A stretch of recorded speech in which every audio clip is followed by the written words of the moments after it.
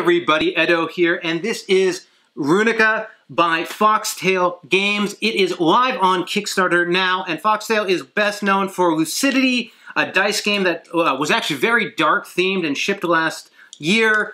These were the dice from that for this prototype version of Runika.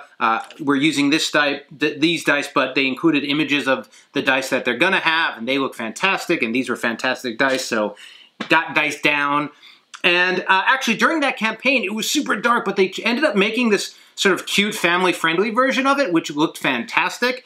And this both seems like a more approachable theme, as well as them extending and thinking more about some fun things you could do with dice rolling and dice manipulation. This game is less push your luck than Lucidity is. But so basically, you are the spell characters or kids or whomever, super cute art, and you are trying to win the game by scoring the most points by essentially putting your dice on your spell grid into different formations. And these are super cool. Like, I don't know how they're going to manufacture them, but they're paper books, but then we put this little circle on it, and as a reviewer, I manually did that, and then we put the wheel on it so it turns, and it's just gorgeous. But you are going to have a dice draft phase where all dice are all in a bag, which they didn't include, and I had it in. I put it in the Herbaceous Sprouts bag. But dice are going to be in the bag, and then based on the number of players, you're going to roll out 4 per player. So if it's a 4-player game, you're going to roll out 16, and then there's a dice drafting phase where each player, one at a time, picks a die and puts it into their stored elements category, and we're going to go around and round and round. And you're not looking at the symbol. We're just essentially slow drafting colors. Once we have those colors, we are then going to roll them, and then once they are rolled, we can do some things. One, we can put them onto our grid. This is a super interesting puzzle element where, based on where it's located, the grid, that's where you have to move the color in from. So if blue's over here, I have to move it on this column.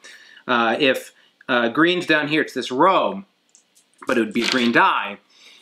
So you can enter in from the different positions. As you do that, certain die symbols allow you to rotate and come in from different angles. So essentially, it's very much like a video game. This would be an incredible video game with the dice coming in from different sections. As the dice come in for different sections, you're trying to accomplish different formations, all the same color. So a line or, different shapes. These are the symbols. Well, the symbols are the colors, but the colors have to be in that formation. These can be any color, like these sort of gray or whatever color, that purple, but sometimes it'll be very specific with what color it is. Scoring these scores you points, both in terms of the points on the card, and then each die has some different color spots, so you can get more points if you use better, higher rate point dies when they clear. Like, think a video game, like line, clear. And when you clear these, you get some points, and then you get a special ability you can use later, so you're getting some different abilities, which is great. And then you're working towards these mega abilities that have really big formations, and if you clear them, they're worth lots of points. The quicker ones, one player gets it and then they're gone. The bigger ones, anyone can get them, but the first player gets more points for doing it. There are also these, what are they called? They're just like Spellmaster cards. And as you play once per round, each of them may be used once by the first player who's able to do it. And you're able to trigger an ability with them, and you also score points for using all of them. So just really standard, like quick sets, bigger sets, using all the special abilities gets you some bonus points. Perfectly clear, understandable, works really well. Actually, they have this comic book which takes you through different tutorial versions of the game, which we played through until I learned how to play, and then we didn't use it anymore. Super awesome, super kid-friendly, really works well. So the overall production and approach and every bit of this is nailed. I do have some issues with it, and one of the pleasures of Kickstarters is that things can be improved over time as they're coming to fruition. The game can feel sort of slow and plodding at times, and there's some tension on the mechanics where, like, on one hand you want to be having some more fun on the board, but different things force you out of that. So let's be very specific. So my biggest gripe is this round where they roll all the dice, and then each one of us sits around and picks one die at a time. In a 4-player game, that's 16 turns of just die picking is like really long and sort of doesn't, like, you want to be planning, but you're just picking, and I don't like that phase. I don't like it so much. I would just rather roll dice and be given random dice than deal with that phase.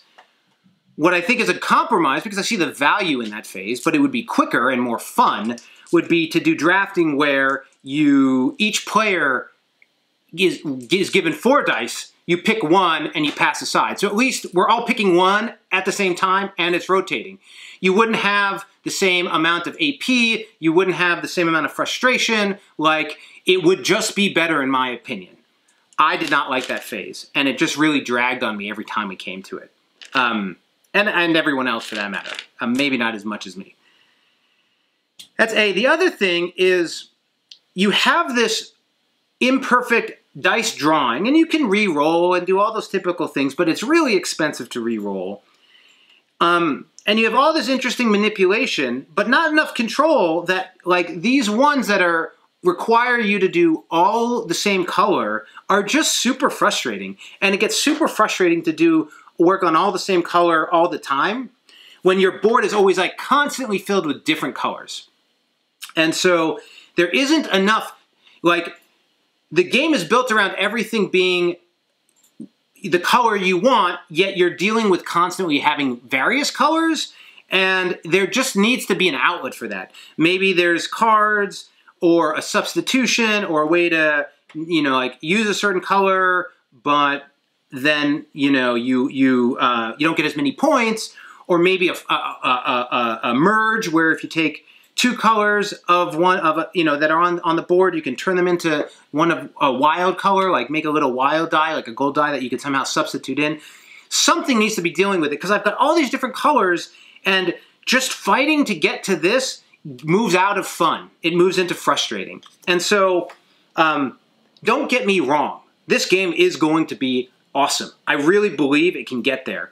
I think it needs to go that extra mile and deal with how slow that start is, and deal with a way to sort of not try to penalize people for the way the natural way the game forces you to deal with other colors. Like, there's just this, the mechanics are fighting each other in a way that's frustrating. So I'm blown away by the quality, the ingenuity, the production. I think hands down this would be an amazing video game. I'm a fan, but I found those things to be really difficult to deal with in this game, and I hope that there are some ways that they get resolved or improved as this moves through the process. So, you know, that's what's awesome about Kickstarter. There's still ways to improve and make these games as good as they can be, and right now this is set to be, you know, a standout title, if they can, in my opinion, fix these things as well. So, this is Runika. Hey everybody, Edo here, and thanks for watching Gaming with Edo. Reviews over here on this playlist, League and Insider videos over here on this one. Subscribe, share, all that good stuff. But most importantly, play some great games. Thanks.